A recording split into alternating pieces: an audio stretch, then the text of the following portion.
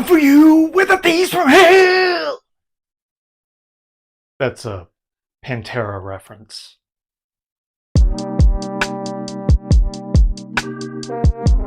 Den of Thieves 2 Pantera. Yes, the sequel no one asked for, but everyone is kind of delightfully surprised by.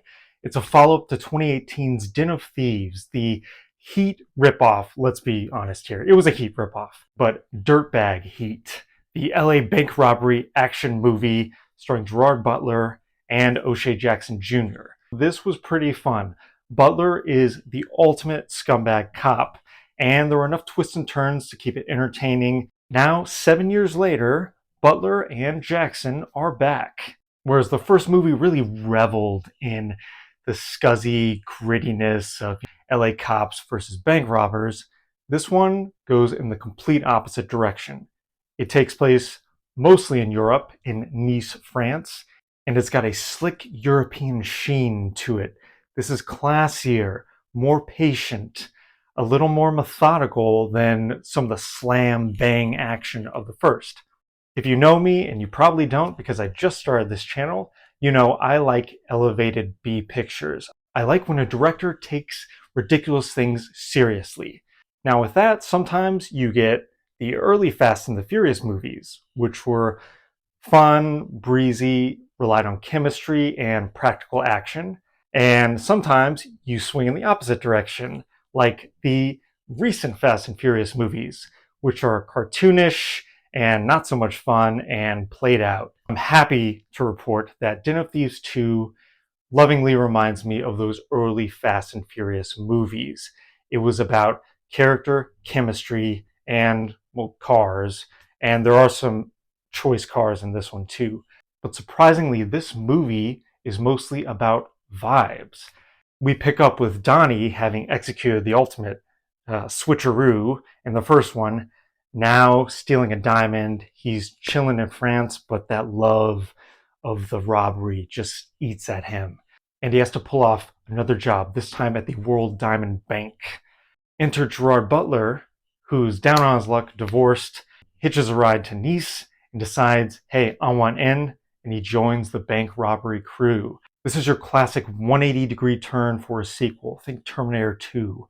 And it's a brilliant way to jumpstart this action vehicle. I gotta say, Butler, he's had a strange career. It's mostly been up and down. I haven't always liked him, but as Big Nick, a walking mustard stain on an A shirt, he is fantastic. He is in his bag. This is the role he was born to play.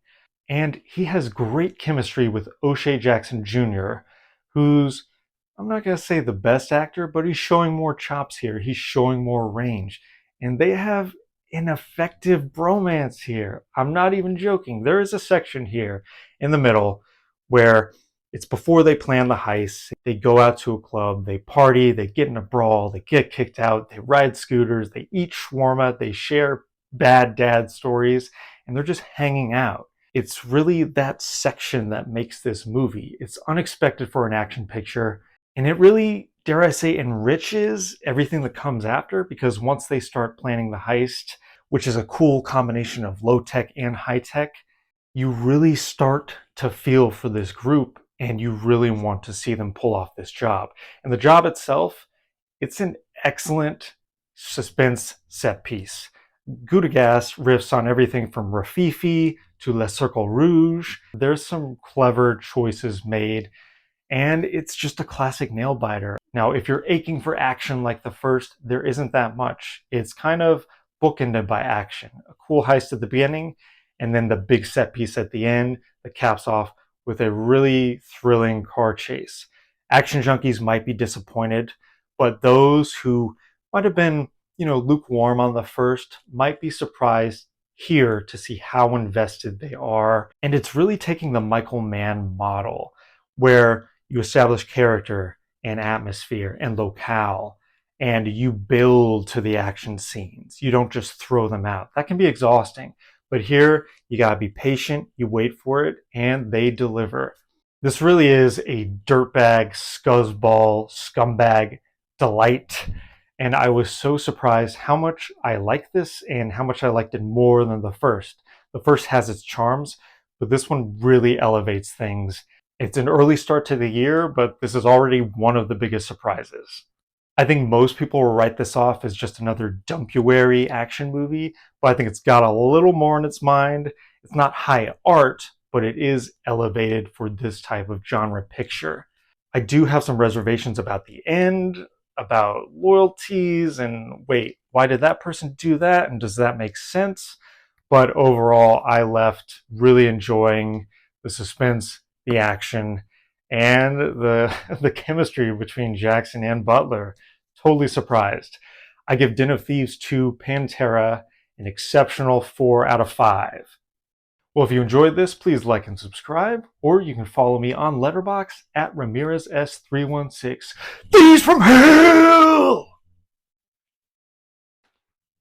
Pantera, I know, a 90s kid.